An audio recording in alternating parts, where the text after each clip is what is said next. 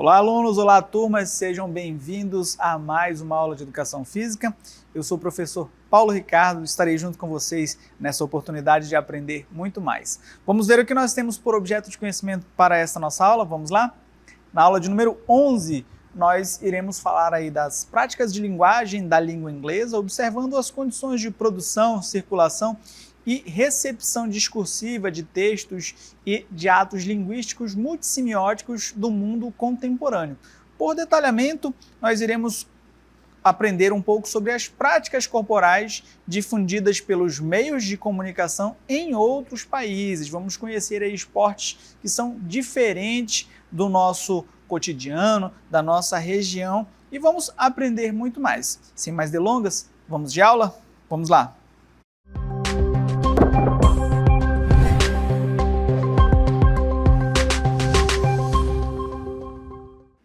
E nós iniciamos a nossa aula neste ambiente maravilhoso, fantástico, carregado dessa arquitetura grega, porque nós iremos, antes de adentrarmos ao objeto principal desta aula, nós iremos falar um pouco sobre alguns elementos que ajudam na composição, na construção daquilo que é o objeto principal da aula. Vamos falar sobre ginástica, olha só, e este ambiente foi preparado, foi pensado justamente porque aqui é o berço da ginástica, onde surgiu esta prática. E eu reforço essa informação de que a ginástica surgiu neste ambiente com esta informação, com a origem do nome da ginástica, ok? Vamos lá, se nós analisarmos a etimologia, a origem da palavra ginástica, ela vem aí do grego, desse termo meio complicado da gente falar, o gymnasium, que significa, em sua essência, o exercício com o corpo nu, que era a forma como os gregos se exercitavam, a forma que eles encontraram de observar a definição do corpo, e a gente consegue ver isso expresso, inclusive, na arquitetura, naquelas esculturas onde o corpo traz bem detalhadamente os músculos, os traços da musculatura. Na atualidade, a gente consegue simplificar aqui esse termo, a ginástica, como simplesmente treinar, que é o texto continua mostrando para nós, olha só. De forma simplificada, a gente traz aí o significado em treinar. A palavra ela é usada, olha só, para indicar diversos estilos de ginástica, onde cada um deles exige, além das capacidades físicas, diferentes elementos, como os critérios de avaliação ali em cada ginástica. Então, além de designar esse ato de treinar, a ação de treinar, a gente vai usar essa palavra também para alguns estilos de ginástica, os estilos ali de esportes, de movimentação, vamos colocar assim. As ginásticas elas vão se dividir, olha só, em algumas categorias, vão ser subdivididas ali em categorias competitivas e não competitivas. E você pode, porventura, estar surgindo aí uma dúvida na sua cabeça, que é esta que aparece agora. Mas como assim, professor?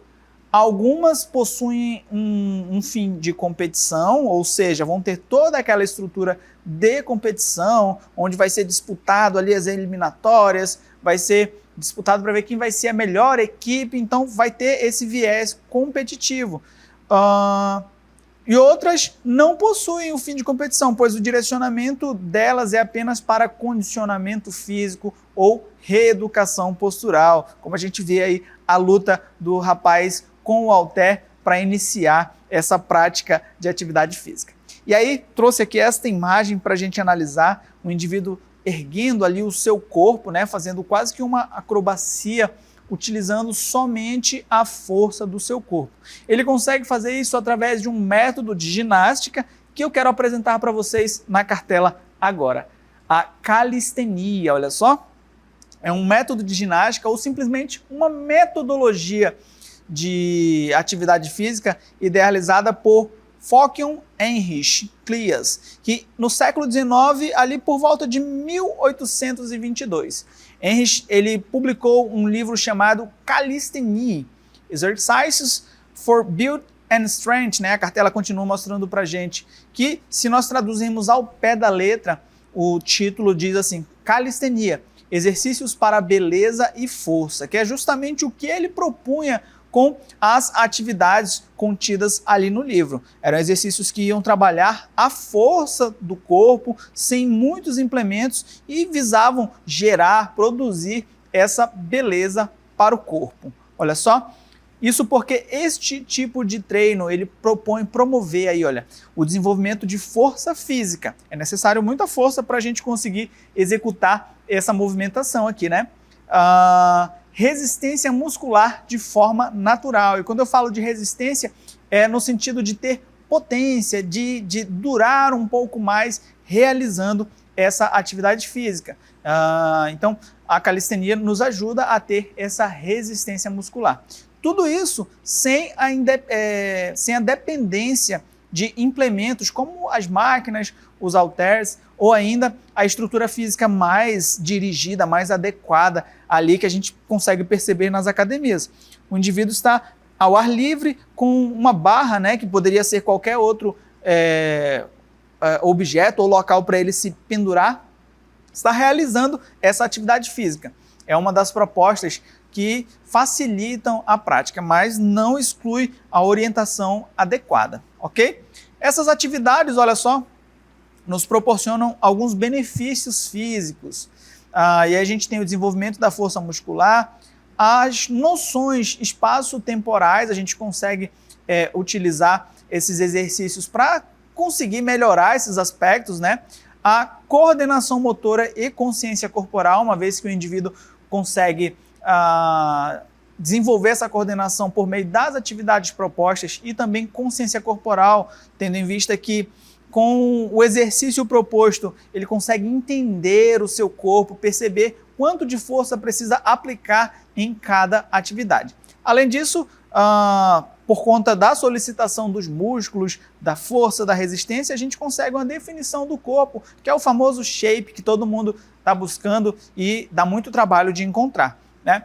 Mas eu chamo um ponto de atenção, embora tenha muitos resultados positivos, para a gente alcançar esses resultados, né? Para ter esses resultados é necessário ter muito compromisso e disciplina e, claro, regular também a dieta. Não dá para pensar que eu vou começar a subir nas barras, vou começar a me pendurar, vou praticar a calistenia e tudo vai acontecer. Não, é necessário um conjunto de atividades realizadas ali e a dieta está inserida nelas para que a gente consiga resultados aproximados ou parecidos com o do modelo, né, o rapaz da foto que apareceu ali.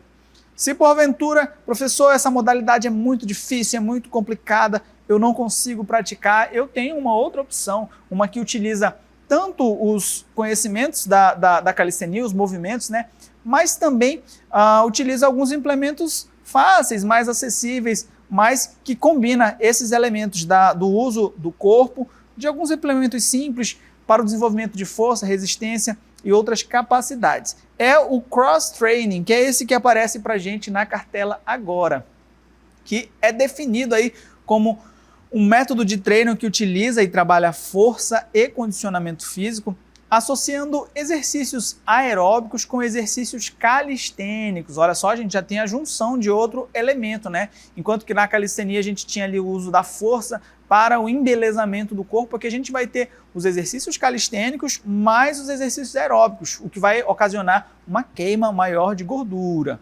E aí, para a gente entender o que eles têm de diferente, né? Qual é a diferença entre os dois? Diferentemente da calistenia, o cross-training ele vai utilizar diversos implementos, como pesos e barras em diversas atividades simples ou combinadas, como a imagem mostra para a gente, né? Imagina o peso que é a gente levantar aquele pneu de trator ali, de caminhão, né? Ou ainda as repetições do levantamento olímpico ali, ou a solicitação muscular para subir naquele caixote de madeira, né? Então, a gente vai ter aí essas atividades combinadas, né, que desafiam o nosso corpo. Nessas atividades, olha só, o texto continua mostrando para a gente, os atletas se submetem a ações extremas e desafiadoras, onde eles se propõem a vencer esses desafios, o que gera, por sua vez, aí, ganhos para o corpo. Além da superação pessoal, ele vai ter também os ganhos para o corpo. Perfeito? Pode parecer complicado, pode parecer muito complexo, mas é um convite. A gente analisa as imagens e já se propõe, né? Poxa, será que eu consigo? Será que eu consigo executar? A gente só vai saber, só vai descobrir se experimentar. Então, fica o convite para vocês, de repente, procurarem alguma instituição especializada e começar a realizar aí tanto os exercícios calistênicos como o cross-training. Por se tratar de uma atividade física, olha só, que exige esforço e ao mesmo tempo trabalha diversas capacidades físicas, também traz inúmeros benefícios ao corpo dos seus praticantes. E aí eu cito como benefícios, olha só, o ganho de massa muscular. Você vai ter ali o trabalho de força envolvido, as repetições envolvidas nas séries, né? A dinâmica do compromisso diário de realizar essas atividades. Então, você vai desenvolver o ganho de massa muscular. Por ter a associação com as atividades aeróbicas, que consomem um pouco mais de gordura, a gente vai ter uma redução no peso. Uma vez que, quando eu ganho massa muscular e reduzo os índices de gordura, a balança não vai ser um parâmetro tão real, tão fidedigno. Tendo em vista que a gordura ela é mais leve que o peso muscular, tá bom? Então, foge um pouquinho da balança aí, você pode começar a treinar, ficar com o corpo bem desenvolvido, mas ainda assim a balança vai dizer que você está pesado. Isso porque o peso gorduroso ele é mais leve que o peso muscular. Então, quando a gente tem essa... Vou colocar como uma substituição, mas é uma superposição, uma sobreposição da massa muscular sobre o peso gorduroso, a balança não vai ser um parâmetro tão real, tá bom? A gente vai ter também o desenvolvimento da coordenação, uma vez que para realizar esses movimentos, para realizar ali as tarefas exigidas pelo cross-training, a gente vai precisar da coordenação e as repetições vão me ajudar a desenvolver essa característica. Às vezes o indivíduo completamente descoordenado não consegue elevar um implemento e levantar o membro oposto. Então a gente vai trabalhando com determinadas atividades e com o passar do tempo você vai perceber o desenvolvimento da coordenação. Como a gente vai ter os desafios propostos ali dentro dos treinos, a gente desenvolve também a autoconfiança em cada barreira vencida, em cada obstáculo vencido, em cada desafio que você consegue vencer nas atividades do cross-training. E por fim, como não é uma atividade realizada isoladamente, você vai realizar ela num centro de treinamento, né? É mais comum. A gente vai ter aí a socialização. Você passa a fazer parte de um grupo, a criar ali o relacionamento com as pessoas que em sua maioria vão torcer para que você tenha um desenvolvimento positivo, assim como você torce para que elas também tenham esse desenvolvimento positivo. Então a gente vai ter a socialização também associada à prática do cross-training, igualmente ali como a prática da calistenia. Mas olha só o que a cartela mostra para nós. Você pode estar se perguntando o que isso tem a ver com o objeto de conhecimento da nossa aula. Bom, já que nessa aula nós iremos falar sobre as práticas corporais difundidas pelos meios de comunicação em outros países, eu quero dizer a vocês que essa é uma boa pergunta, pois agora nós iremos de fato começar a nossa aula falando sobre, olha só, este objeto que aparece aqui ao lado. Talvez você possa ficar em dúvida sobre o que é esse esporte, o que são essas modalidades, né? Eu falei de todas essas características sobre a ginástica, sobre a calistenia, o uso da força do corpo, o uso dos implementos, porque este estilo aqui, essa prática corporal difundida em outros países, faz parte dos Right-Land Games, ou conhecido ainda como os Jogos Escoceses, os Jogos das Terras Altas, ok? É a tradução mais próxima do real, mas é comumente conhecido como os Jogos Escoceses. Isso porque é o local ali onde ele surgiu, onde ele começou a ser praticado. E para a gente entender um pouco melhor sobre os Right-Land Games, eu chamo a cartela para a gente, que traduzindo ao pé da letra são os Jogos das Terras Altas. E aí é basicamente uma nomenclatura que durante o período feudal dividiu ali a porção de terra da Europa, que se refere à região montanhosa da Escócia, ok? Então, a gente tem ali, tem esse nome, né, os Right-Land Games, os Jogos das Terras Altas, porque era como era conhecido as regiões montanhosas da Escócia. Vamos conhecer um pouco mais sobre os Right-Land Games. Vamos lá?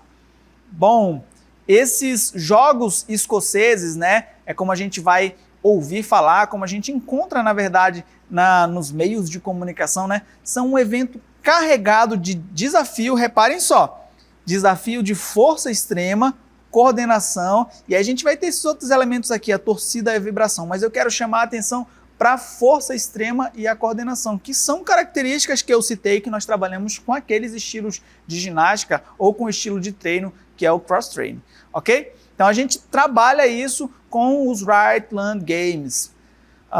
E para a gente entender um pouco mais onde surgiu, de onde que veio, eu trouxe um pedacinho da história deles para a gente compreender. Olha só, estima-se que esse evento ele surgiu cerca de 2000 anos antes de Cristo, mas ele se popularizou e ganhou mais adeptos na Escócia, depois de alguns processos migratórios ali em torno do século 4 e 5, perfeito? Eles utilizavam o que hoje são os jogos, né, mas as atividades para treinar ali os soldados, né, e aqueles que mais se destacavam, que conseguiam sobressair nas provas, eram os que eram considerados os melhores guerreiros. O espetáculo relacionado, olha só, o espetáculo relacionando o esporte e expressão cultural é tão marcante no evento que eles são responsáveis por reviver os Jogos Olímpicos modernos. Isso mesmo, pode parecer não ter nenhuma conexão, mas a iniciativa do barão Pierre de Coubertin surgiu depois de ele assistir uma exposição em 1889 desses Jogos. E aí eu torno a dizer, eu reforço que no início, né, inicialmente esses Jogos eles eram usados pelo povo celta, a cartela continua trazendo para a gente, para recrutar ali os melhores soldados, aqueles mais fortes e que se destacavam dentro das competições, dentro das provas propostas ali pelos Jogos das Terras Altas, os Jogos Escoceses. E aí, por seu desempenho, né, eles seriam excelentes, eles eram considerados excelentes combatentes, então os Jogos eram como se fosse a forma de seleção aí desses atletas. Hoje, esses jogos, eles são um dos eventos esportivos transmitidos aí pelo mundo e são, além de uma competição, uma forma de valorização cultural que tem se difundido aí pelo mundo, inclusive no Brasil. Eu digo isso porque em alguns estados do sul do Brasil, nós temos algumas recriações do evento que cumprem ali com riqueza de detalhes, ok? A cartela continua mostrando pra gente, com riqueza de detalhes, a celebração dos Jogos Escoceses, desde o desfile, desde o uso das roupas características, né, o uso daquela saia de escocês, e aí eu reforço que a saia é de escocês e não da escocesa, não da mulher. O indivíduo, na recreação, eles usam esta saia, né, para reforçar o valor cultural das modalidades dos jogos e a proposta dos jogos escoceses. Os esportes do evento, né, eles vão se subdividir em dois tipos. A gente vai ter os jogos leves, e aí a gente vai contar com a corrida, o ciclismo e o cabo de guerra, aquele jogo popular que a gente conhece. E a gente vai ter os jogos pesados, que utilizam mais a força bruta, a coordenação, os elementos que nós podemos trabalhar junto com as ginásticas. E aí a gente vai conhecer um pouco desses jogos mais pesados, né? A gente vai conhecer ali algumas modalidades, vou apresentar a vocês um pouco dessas modalidades. O primeiro deles, olha só, você pode lembrar de alguma prova do atletismo, o arremesso de martelo, o Scottish Hammer Throw. Embora o nome pareça bastante com o arremesso de martelo do atletismo. A finalização do movimento é um pouquinho diferente. E aí, reforço, né? Apesar de algumas diferenças, ele é parecido com a modalidade que a gente vê lá nos Jogos Olímpicos. Eu não sei se você consegue se recordar, mas nos Jogos Olímpicos a gente tem o suporte, um cabo de aço e a bola de ferro na ponta. E o indivíduo ele vai girar aquele implemento dentro de uma área circular e, em determinado momento, ele vai tentar fazer o melhor lançamento possível, né? Ele vai lançar o mais longe possível. O lançamento deste martelo, embora seja parecido, ele é um pouco diferente. O indivíduo ele precisa lançar para frente e ele precisa ir o mais alto e o mais longe possível. Requer muita força, principalmente da estrutura das costas, né? E dos membros superiores e inferiores ali no balanço, no movimento. A gente consegue observar de forma mais clara nesse trecho curto desse vídeo que eu separei para nós. Vamos lá? Observem que o martelo, ao invés de ter o cabo de aço e o suporte como o do atletismo, ele é um pouco diferente, né? Ele lembra muito mais uma marreta grande, mas ele recebe este nome. Ele recebe o nome aí do lançamento de martelo, né? O Scottish Hammer Throw. Vamos ver o lançamento, o momento do lançamento, há todo um preparo, a torcida faz parte do evento, dá todo o gás ali para o evento e o atleta se prepara para fazer, olha, o seu lançamento. O importante é ele arremessar o mais longe possível este objeto, olha. Muito bom. E aí a gente vai ter o jurado, ele vai lá observar, ver onde foi esse lançamento, se foi muito longe, se foi muito perto, e os outros concorrentes vão fazer também a sua tentativa e no final eles tiram ali as médias, quem lançou mais longe é quem é sagrado, quem é consagrado o campeão desta modalidade. Então anotem, o arremesso de martelo ou Scottish Hammer Throw é uma das modalidades dos jogos pesados dos jogos escoceses. Outra modalidade, olha só, o nome parece simples, né? É o arremesso de peso, Ray Throw, ok?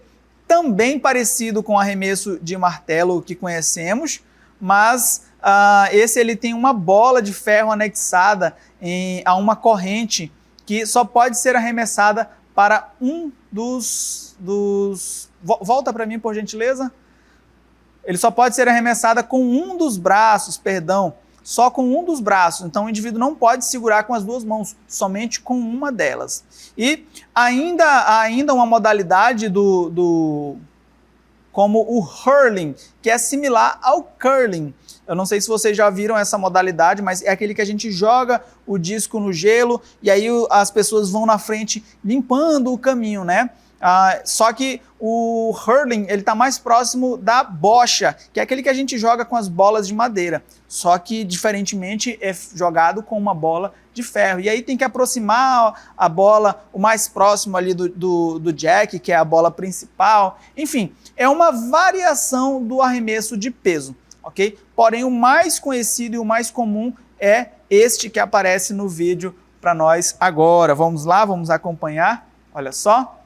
O arremesso feito para frente, e aí eu aproveito a oportunidade para corrigir, né? Eu falei do arremesso de martelo lá atrás, mas eu estava me referindo ao arremesso de peso, de forma equivocada, mas já corrijo a informação. O arremesso de martelo tem aquele giro lá, e o arremesso de peso é este que é feito com uma mão, segurando ali o implemento, olha, parecido com o martelo do atletismo, só que ele é feito com uma mão ali dentro da caixa de areia, onde o indivíduo tem que fazer o arremesso o mais longe possível. E a gente já tem aqui, olha, outra modalidade, olha só, essa parece até aquelas brincadeiras que a gente faz em casa ou ali dentro da comunidade, né? A gente realiza junto com os colegas, é o arremesso de pedra, isso mesmo, o Stone Putt. Esse arremesso de pedra ele é similar ao arremesso de peso que nós conhecemos, né? Aquele com a bola de ferro. mas ele é feito literalmente com uma pedra, isso mesmo. E ela vai variar de tamanho e de peso dependendo da dificuldade. Embora pareça simples, embora pareça a gente falando assim, é arremessar uma pedra, só que não é um lançamento, não é um arremesso que você vai simplesmente jogar, é uma pedra que você vai segurar com as duas mãos e vai tentar arremessar o mais longe possível. Como disse, pode parecer simples, mas na hora da prática requer algumas técnicas ali, principalmente o uso de força. Força essa que é treinada com estilos de ginástica, como que a gente começou vendo no início dessa aula. Para a gente entender melhor como funciona o arremesso de pedra, olha só o vídeo que eu preparei para a gente, vamos lá? Olha aí. O indivíduo cola ali a pedra no pescoço e tenta fazer o lançamento o mais longe possível. Pode deixar rolar mais uma vez. E aí tem toda uma equipe ali de jurados para verificar onde foi o primeiro contato da pedra. E o primeiro contato é o que vai contar como o arremesso. Perfeito? Vamos dar continuidade. Olha só, o último, e esse para mim é o mais interessante, o mais encantador, é o arremesso de tronco. Esse é o Carver Toss.